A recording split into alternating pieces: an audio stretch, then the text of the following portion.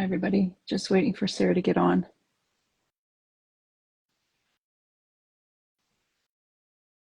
Hi, Sarah. I see you trying to get on.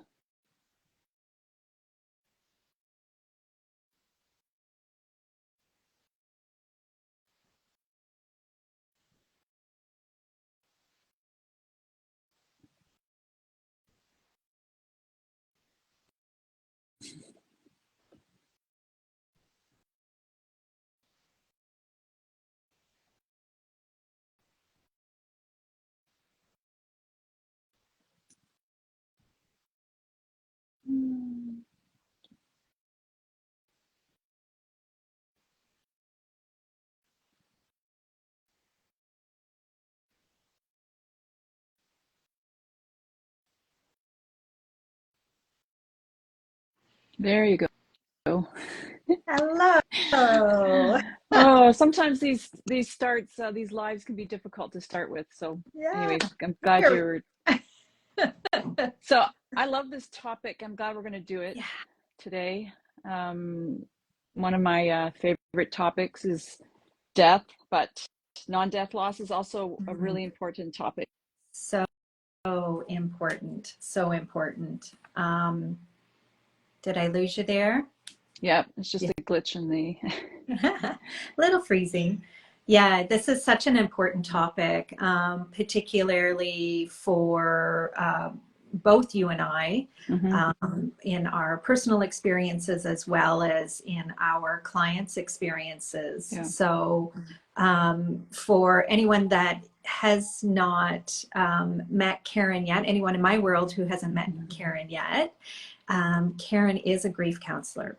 And she specializes in working with clients who have experienced a divorce and the trauma that goes along with the divorce. And for those of you that are new to me from Karen's world, my name is Sara McCready and my business name is Illuminated Joy. And I work with women to help them reclaim and reconnect to their energy and the parts of themselves they've lost along the way to the top. And primarily, I work with women who have experienced toxic relationships. And so Karen and I were speaking the other day about this non-death loss. And I talk to it from the approach that I take is mourning the living. And I had not heard the term non-death loss Mhm. before.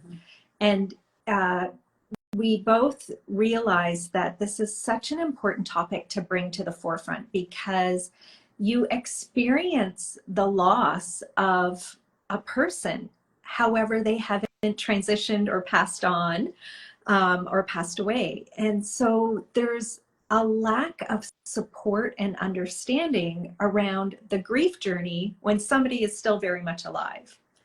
So that's what we're coming on here to share with you today, a little bit about that. So if you've got any questions as we're having this conversation, please drop it in the chat. We'd love to hear from you and answer them for you. If you have any insights as we're chatting, please share that as well. Hi, Mary. Yes, grief can come in many forms. Absolutely. So great. Hi, Dom. Thanks for joining in. I'm just scrolling through here and a few names that I don't know. Shay Taylor Healing, nice to see you. Yeah. So Karen, I'm going to hand it over to you to talk a little bit more about this. So I'm just going to give you a brief introduction. So I'm a thanatologist, Yeah. which is a rare breed. I got it from the University of Western Ontario here. And it's all about grief and loss. And I've dealt with a lot of people that have had death loss. That's Yeah. obviously the obvious, right? But Yeah. I noticed over the last, since we started Divorce Workshop and before, even my own journey, of how much grief there's actually is in this journey. Yeah. So that's kind of how I started. I started that. And I want to just explain, like in my world, what non-death losses mean. So it can be anywhere from like I was looking up doing a little research this morning because it can either be 42. There's like 42 non-death losses. Some people have said 70 something non-death losses.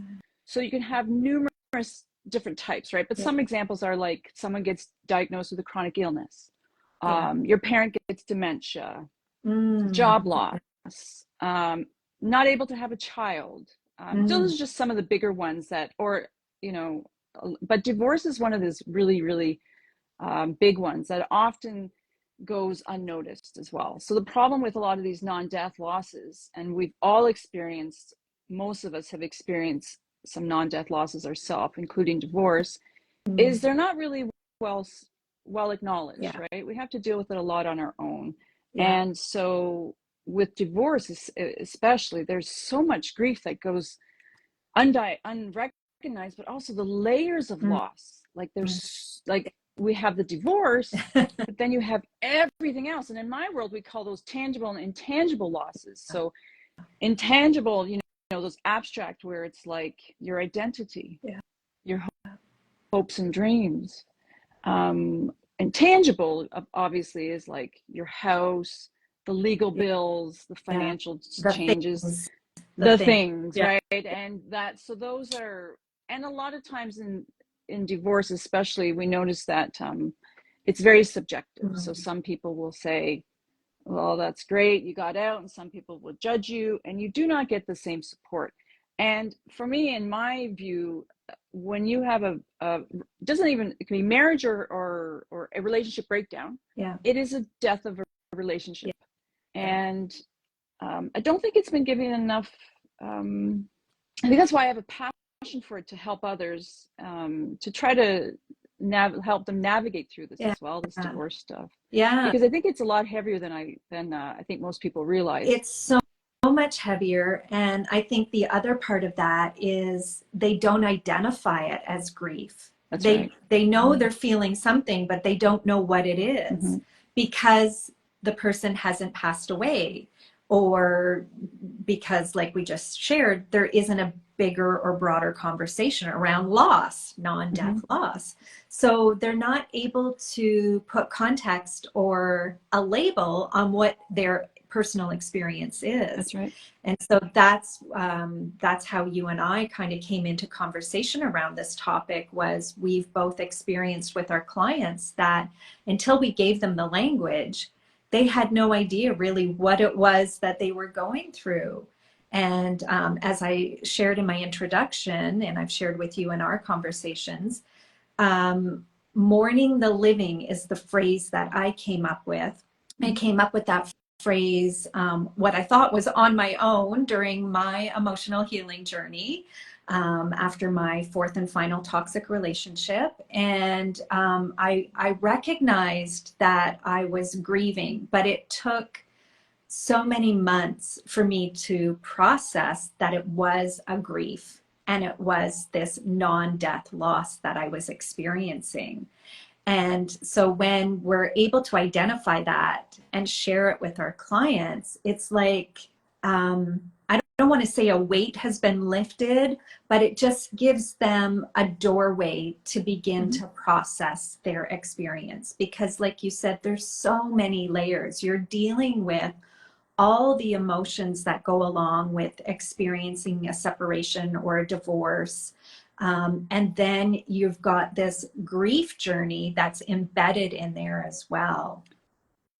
Yeah, and even if you left Mm-hmm. your toxic Yeah. marriage, there's still a lot of Yeah. grief. And a lot of times you can be grieving while you're detaching those years before, Yeah. right? So Yeah. even though it may not feel like you're grieving after, you may feel relief, Yeah. there's still grief components throughout. Like I had one client that said it wasn't so much the person, it was like, well, I miss certain things, like more tangible things, like I miss my house, like Yeah. that was where I had my kids and I spent, you know what I mean? Like, so there's grief, Yeah. and grief shows up in all different forms. And I just want to note that grief is so unique to everybody. So how you were coping and dealing is different than from me. And I don't want anyone to think that there's a certain way that we go through this, because it's Mm. not linear. No. It's all over the place and it can be messy. I remember one day I was like full of relief, like, yes, yes, yes. Yeah. And then the next day I was crying and I'm going, what is going on here? And I'm a thanatology Yeah. student. So that's grief. And I think that's why it's so important that we talk about this, because as you said, if people don't understand it, Yeah. how are they going to know how to deal with it or how to cope with it? So, Yeah, yeah. And that there is support and that there is like language around it, and that although it is individual and unique and definitely not linear. Oh my goodness. Every time I hear that expression, it's not linear, I just nod so empathetically, because it really is the wildest roller coaster mm-hmm, you've ever been on. I talk about it coming in waves. And yeah, so like you were describing in your experience, that one day you were totally fine riding the top of the wave, and then whoosh, yeah, getting tucked or sucked into the undertow, because that is the nature of the grief journey. It is up and down and sideways and forwards and backwards and backwards and forwards. And that is perfectly natural and part of the process.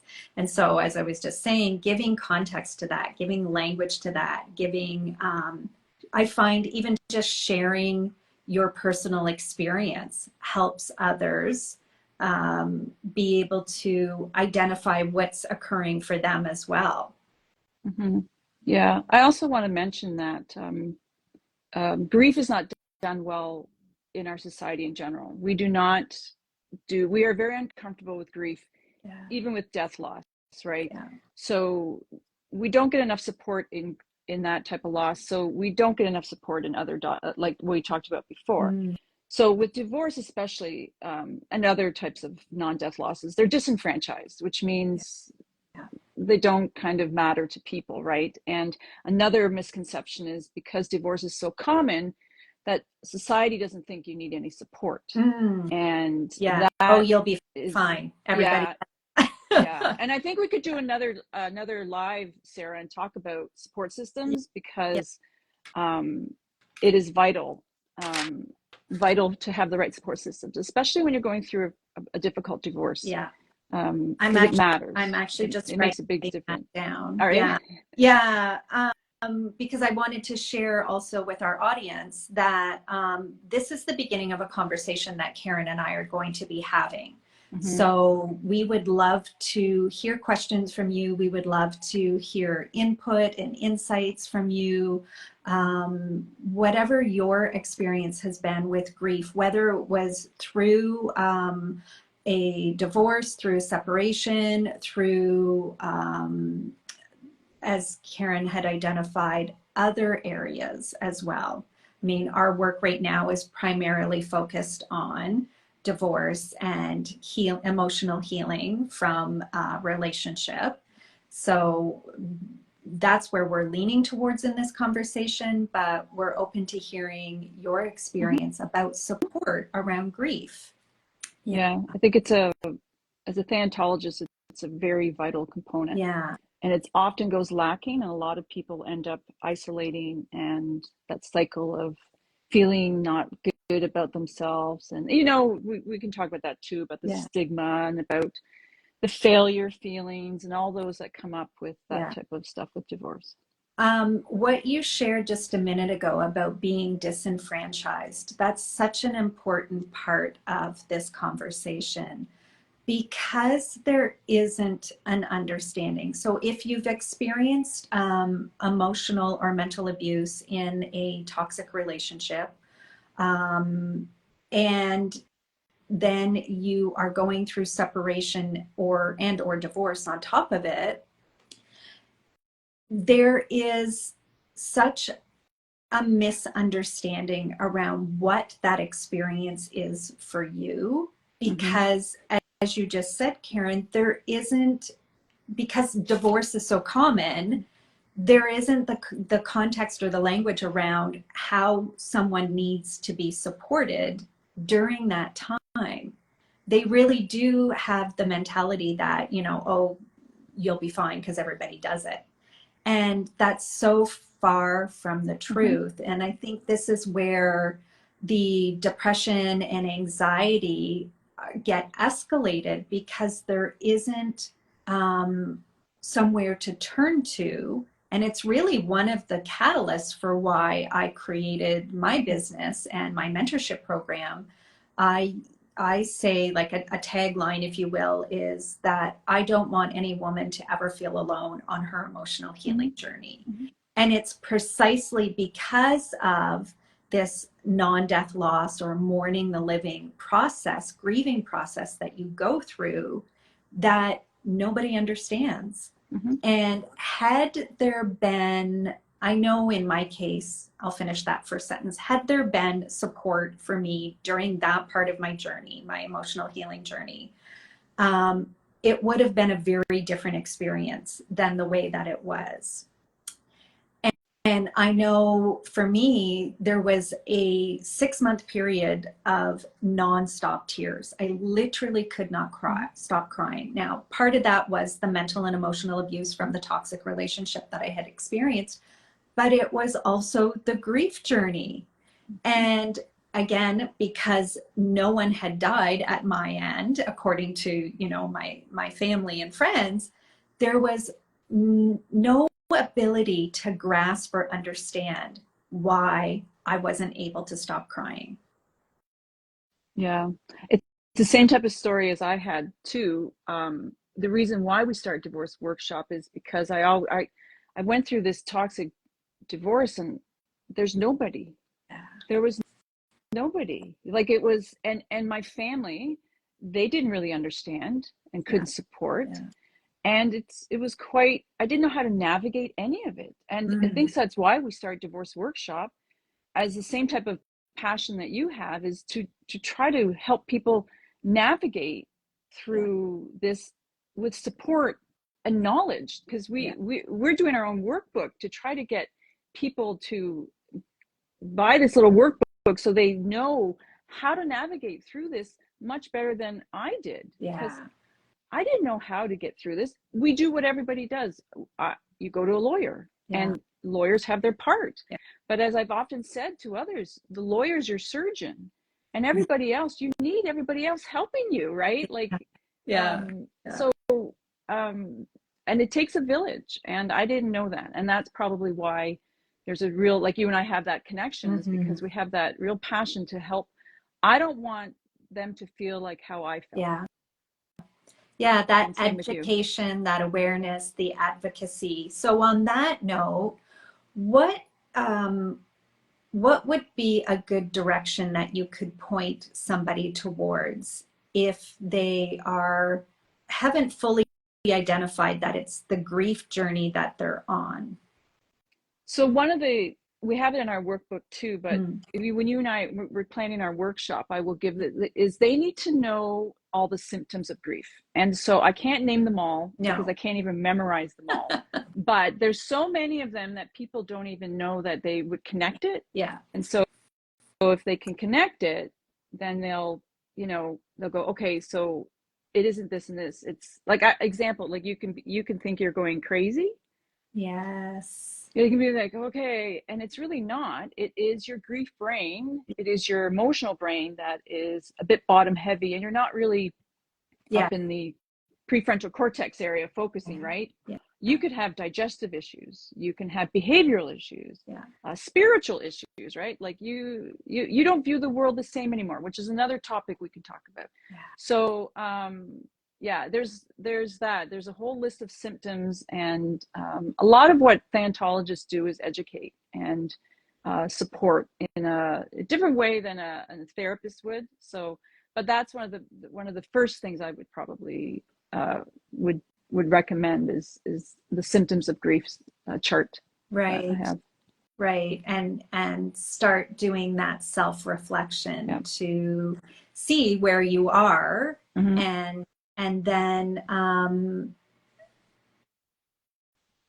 how would somebody begin to self-identify? So in addition to the list, is there some other pointers or indicators that would help someone to go, wait a minute, this isn't just because I'm separating or divorcing? So there's on the top of my head is you have to start listening to your body. Yeah.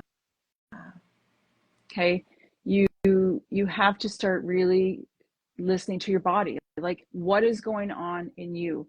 And that way you can start at least going, okay, I'm feeling spinny today, Mm, right? Or I'm seem to be really uptight today.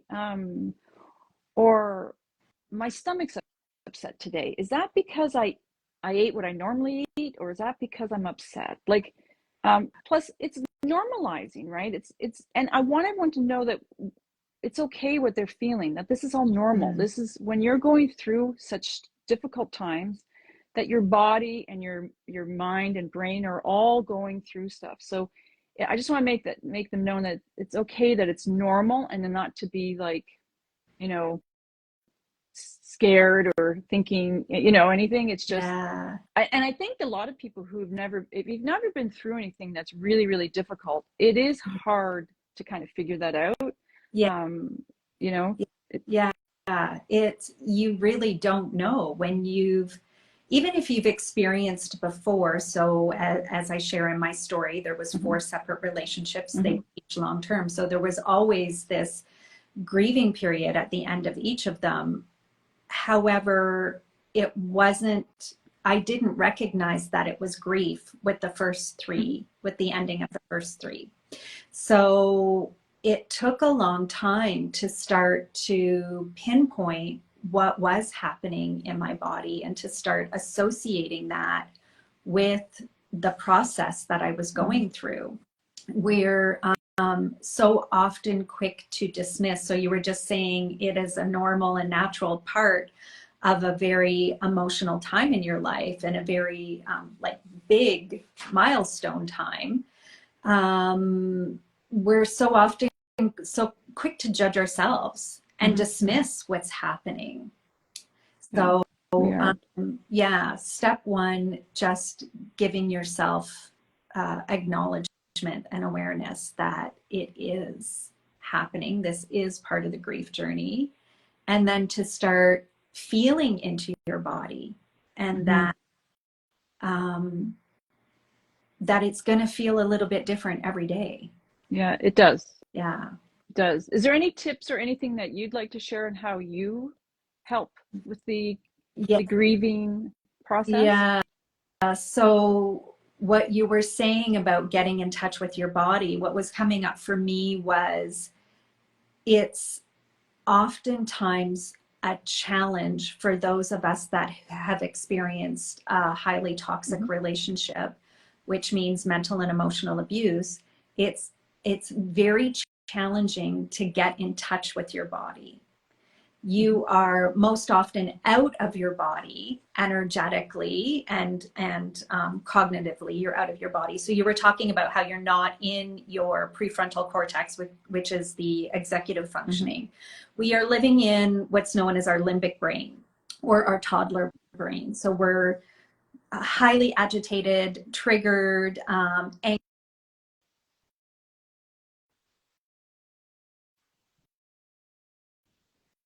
it's hard to begin to come back to center and recognize that what you're experiencing, that agitation, that Mhm. upsetness, that, like you said, stomach upsetness, the inability to think through, to logic, to hold a thought, those are all actually symptoms of not only grief, but of the trauma that was experienced inside. So, Mhm. one of the things that I talk about often in terms of getting back into your body is we have to get grounded. Yeah. And getting grounded can look like beginning a meditation practice.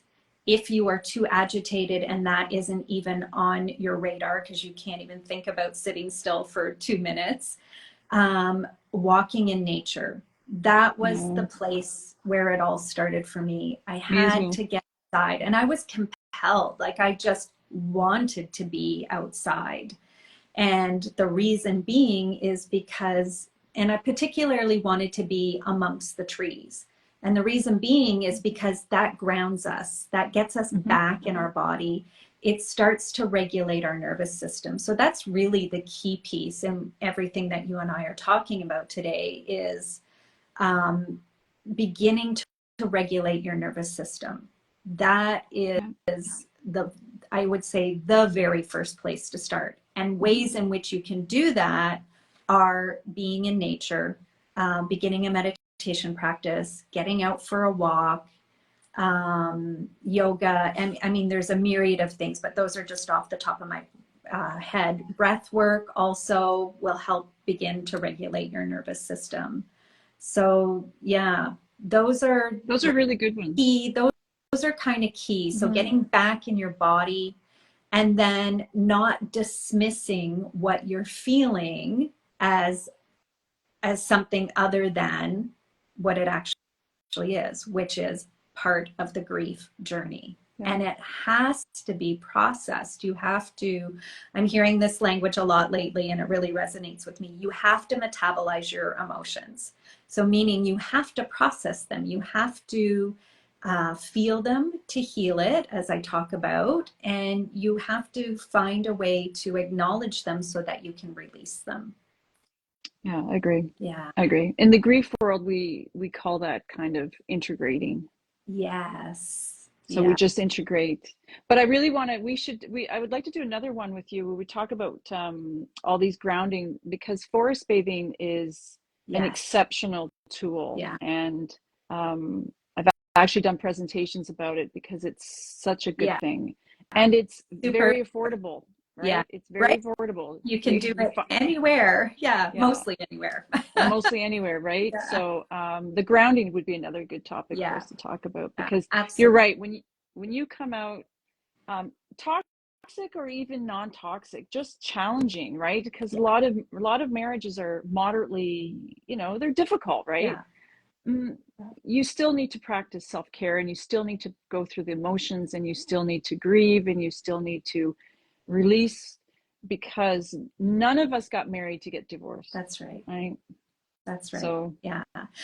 Emotionally unhealthy is another way to describe it, because like you said, they're not, every relationship is not going to be toxic, but you're still going to experience the grief journey after the relationship has ended. Yeah. Because of all the layers of losses, which I just want to point out that could come not even at the beginning of the divorce. It could be 6 months, a year, as things all shift and you start having, you move to different houses or different places, and maybe you don't get to see your children as much, but then, you don't get to see your friends that used to. Maybe there's shifts in that. So that just kind of unfolds over time. That's that layers of losses that just kind of you think you're only dealing with a divorce, but over time you're going, wow, like Susie doesn't talk to me anymore. She's gone with the other, you know what I mean? Like, so those are other things to consider, right? So there's lots of them. I just want to be respectful of everybody's time. So we're coming up to 30 minutes. So definitely let's continue this conversation. We'll pick a date in the next week or so and continue on. But thank you everyone that hopped on here. If you're catching the replay, just let us know, #replay, share any questions that you have for us, and we'll respond in the comments as well. If you want to DM us, if that's more comfortable for us, hop into our messages, private message us, and we'll get back to you. And thank you so much. Yeah, so we don't want you guys to go through this alone. That's the whole point, right? Is exactly the point. You are not alone in this, and you've now, if you didn't know Karen or I before, you now have 2 new resources that you'll be able to access, and we are absolutely here for you. Our inboxes are open and we're here to support. Yeah. So where can Sarah, you want to just mention where we can get in touch with you? Yeah, so I'm over at Illuminated Joy here on Instagram, or illuminatedjoy.com, and is the website, and the email is illuminatedjoy@outlook.com. And I'm Karen. I'm from divorceworkshop.ca, divorce workshop on Instagram. And can't wait to talk to you again, Sarah. This was a great, important conversation. So Yeah. we Thanks, look forward to the next one. Karen. Yeah. We'll talk to you soon. Take care, Okay. everyone. Bye, everybody.